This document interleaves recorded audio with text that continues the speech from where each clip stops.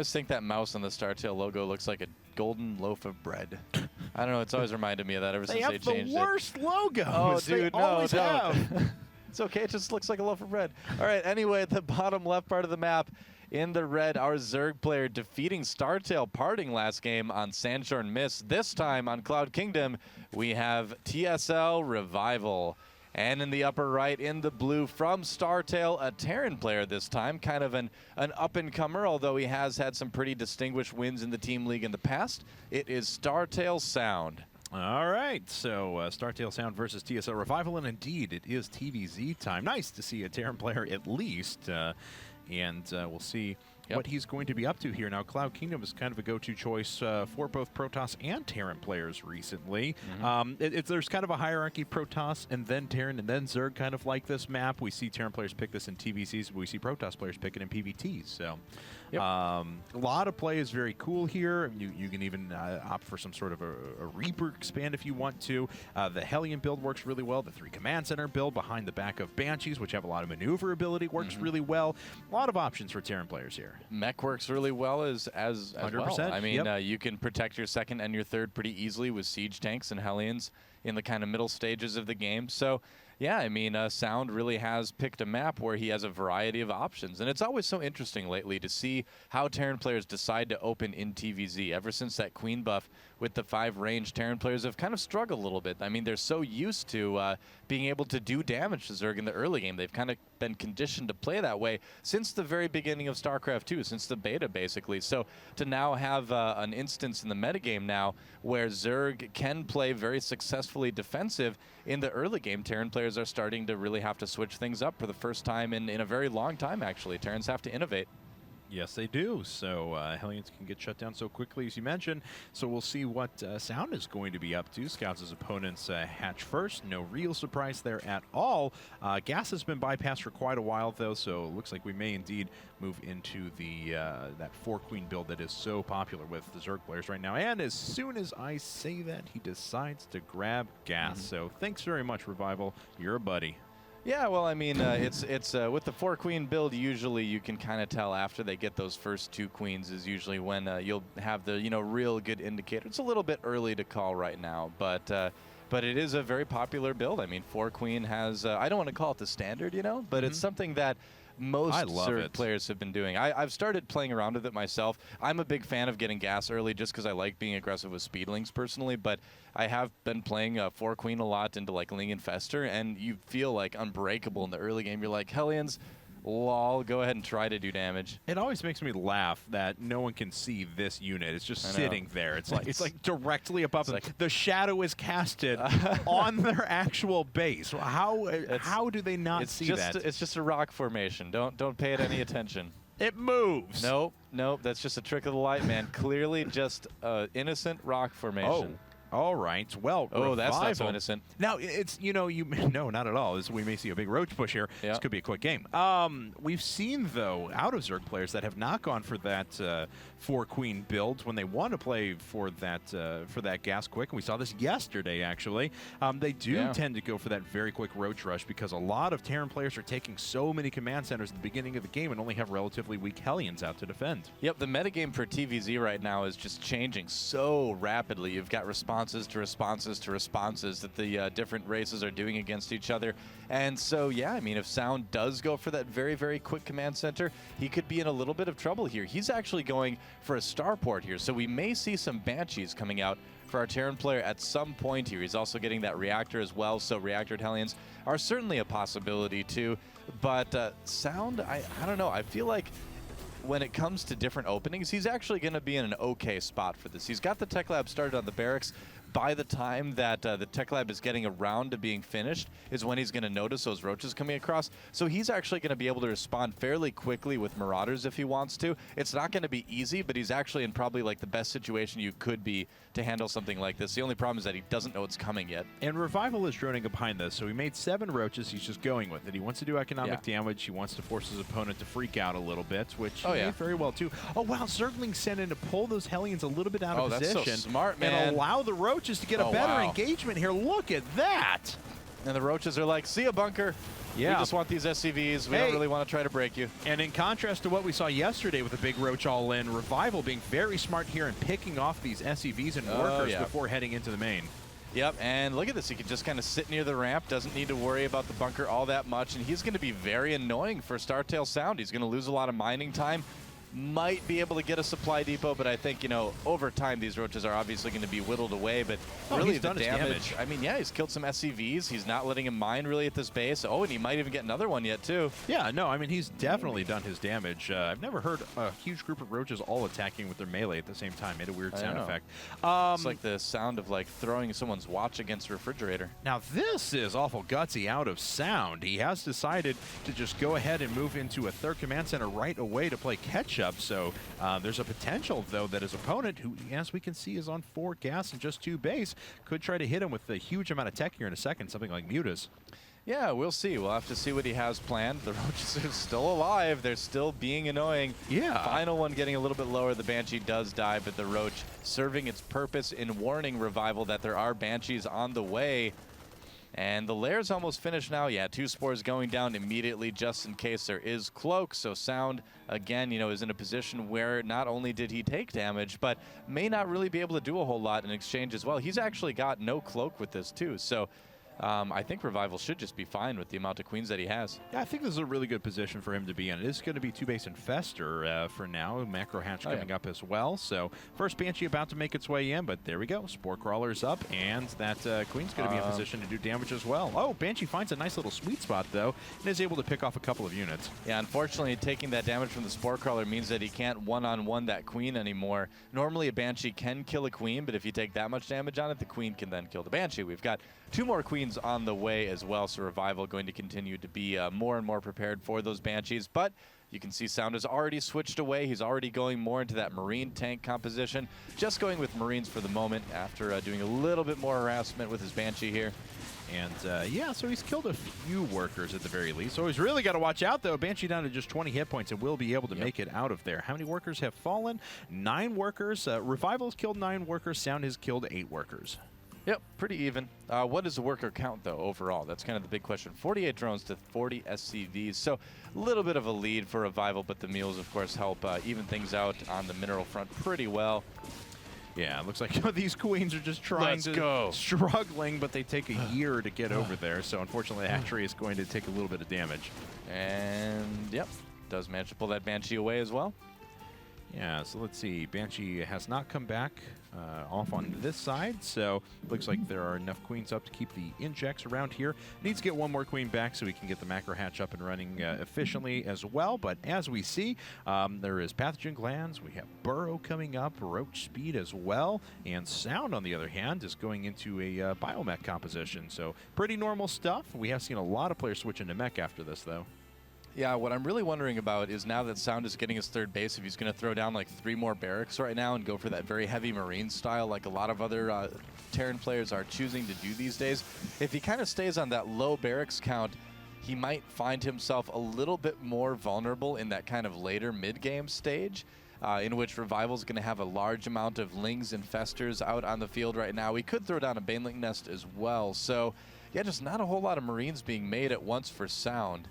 Interesting. Okay, there's another couple barracks going down. Yeah, okay, that's a little bit more normal. I was wondering. It seems it felt a little bit later than most Terran players would choose to get it, but I think that's just because he chose to take his third a little bit sooner, too. And he chose to invest in a lot of upgrades, 1-1, and tanks at the very beginning as well with Siege mode. So keeps him a little bit lower on units and Marines that you see out there, but of course his tech is really in a nice spot. That being said, RevivaL is going to be able to produce a huge amount of units soon. He has an enormous amount of active creep tumors to start some creep spread if he wants. Yep, nice side benefit of having a lot of those queens. Oh, very quick hive on the way for RevivaL as well. So in this case, a lot of Zerg players would choose to go Ultralisks, and since he hasn't put down the Spire quite yet, I would imagine that's probably the direction he's going to be planning here for this, taking his 4th base as well.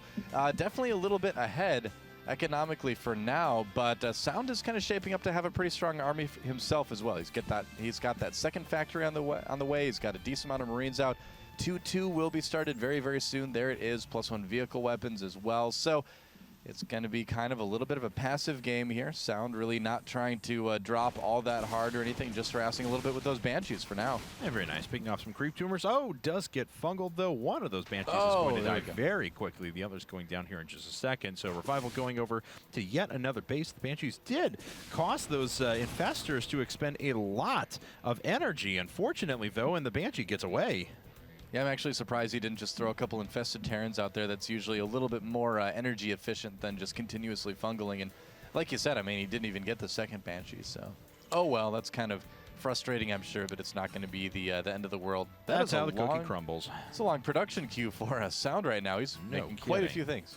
And looks like he's anticipating a switch over to Ultralisk or something along those lines because he does have Marauders coming up.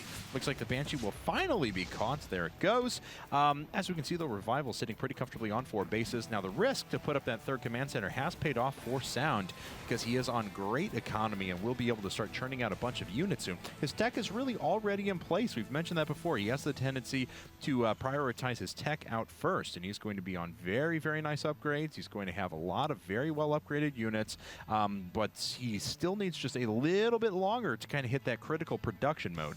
And there's the Ultralisk Cavern for TSL.Revival, but with the amount of Marauders that are already out for Sound and the fact that he's still making them, I don't think these Ultralisks are going to be all that effective. I mean, they may serve as a bit of a defensive force, but as soon as Revival sees this, he's going to definitely want to throw down that Spire, start thinking about going into a little bit later game Broodlord tech, or at least start to get a little bit creative as far as like where he attacks. But I don't think he's going to be able to do a whole lot to Sound while Sound sits on 3 bases.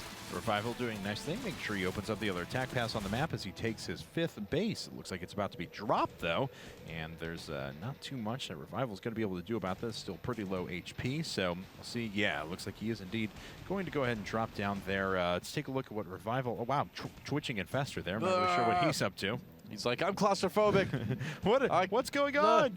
I can see over the top of the Zerglings, but it doesn't matter. Yeah. Well, at the same time, Sound's actually going to roll out through the middle of the map. That could be a problem because he is unsieged, actually not bringing his tanks with him at all. So a few units actually pulling those Zerglings back into range of the siege tanks quite well. Now, I wonder if that was canceled. I didn't get a chance to see, but I don't think so. Yeah, it doesn't look like it was. So a little bit of a loss there for Revival, but he already does have 4 bases anyway, so still is up 1 base against StarTale Sound, but now things are going to start getting a little bit tense here. Sound is going to start pressuring from that ramp, and I mean, like I mentioned, Revival really can't attack up that. He has to wait for the army to come, and here it comes. And these are pretty weak units out for Revival, so he just needs to get as cost-effective of a trade as he can here and then start to reproduce more effective units, and indeed, he does have a fair number of Ultralisks finally coming up. Yeah, 4 on the way right now. Baneling speed getting close to finishing, as well as some more upgrades. Another drop going down, and Sound will be able to pick off a couple drones before this gets cleaned up. Yeah. You know, the good thing for Revival so far is that he's been able to keep his infestors alive, but Sound is doing such a good job of spreading those bio units out that it's going to be really, really tough for Banelings and infestors to be aggressive if Sound keeps it up like this. Wow, Sound, he sieges up here, is in an extremely strong position, and he is, no and it looks like he's going to take out a base here. Very well done. His opponent just sitting on 3 hatcheries now. I guess 4 hatcheries, but 3 bases, and fair number of Banelings were just created. Spire Tech is finally on the way. Looks like the Ultralisks are going to headbutt in and take some of the damage initially. One of the Ultralisks does go down. Baneling's cleaning up some of the bio units off to the side. The Roach is actually able to get in and right up on the siege tanks, and the siege tank line has disappeared. Revival cleans that up really well. Yeah, the infested Terrans on top of the siege tanks were absolutely great for drawing tank fire. I saw him put that Spire down. I'm like, oh man, I don't know if that's soon enough, but by winning that fight so efficiently, he actually, I think, will have time to get that Spire out and get that greater Spire tech going soon. And we'll see. I mean, Revival could try to attack the 3rd. Wouldn't be a bad idea. In fact, that's what he's going to do, and I think this could do some damage. Well, maybe not. And never mind, Marauders coming out from the side. That is going to shut that down pretty quick. And Sound hasn't been able to land this command center despite the fact he's had it done for about 1.5 years. So, unfortunately for him, looks like Revival is going to double expand. Just caught the death of the larvae there. Feels so bad.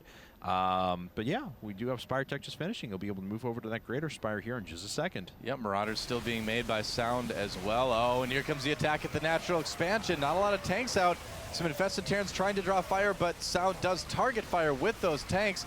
Will it be enough, though, for Revival to crush through this? Few of the infestors do end up headbutting. Oh, but he captures so many SCVs, yeah. And the army to the left was just decimated. So Revival doing some very real damage here. He has done some economic damage on top of that. In fact, 30 workers killed and rising. Yeah, Revival needs to be careful here. Those Ultras getting a little bit too far ahead of themselves. The Lings kind of get caught up on the wall a little bit there. Siege tanks are on the high ground, causing some trouble. One last Ultra does go down, but he was able to do so much damage. What's the workers killed right now? I bet it's a little bit higher. Yeah, 40. That's a little bit better. Yeah, pretty good. So 67 drones to 49 SCVs. And of course, Sound hasn't been able to get this base established yet. And unfortunately, he's going to have to lift it up immediately. Yep, cancels that planetary fortress research and immediately lifts that command center. Yeah, loses a few hundred resources in those mules as well. So. Yep.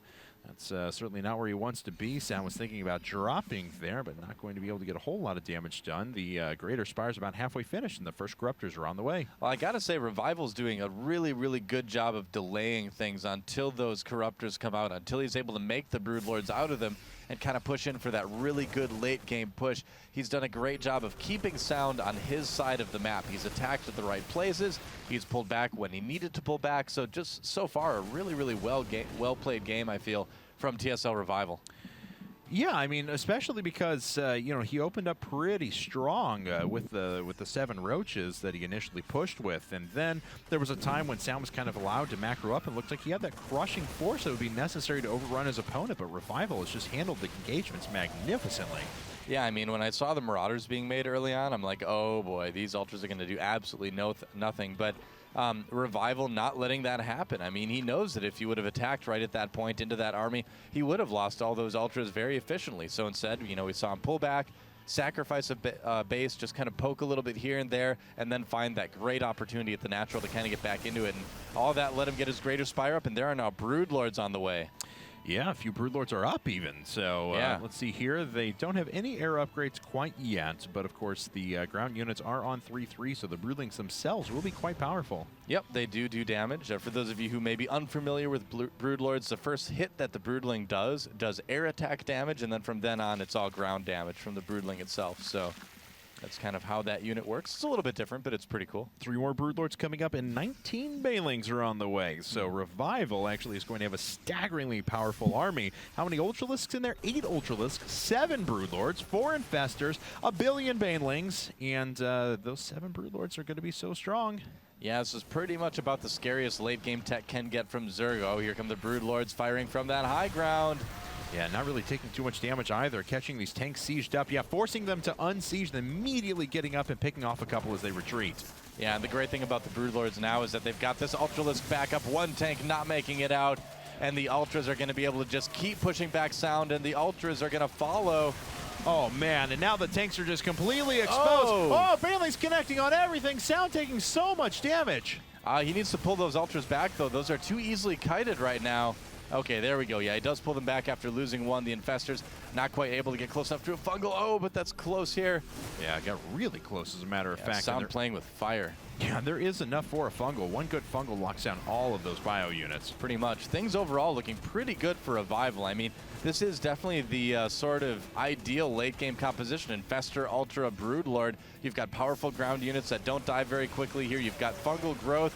There it is, trapping a lot of those units, and it looks like there may just be enough Ultras to crush through this. Yeah, and it looks like this planetary fortress is under siege, and these SCVs are going to continue to get killed. I mean, these Broodlords can sit here all day. They've effectively denied the very rest of his opponent's economy. Oh! A lot of medevacs going down there, and 100 supply advantage now for TSL Revival. Oh, man, the fungal on the SCVs as well. Goodbye, planetary, and the supply lead now 120 supply ahead for TSL Revival. He is clearly winning this game. GG. And TSL goes up for the first time in the set. They are now ahead 3 games to 2. Yeah.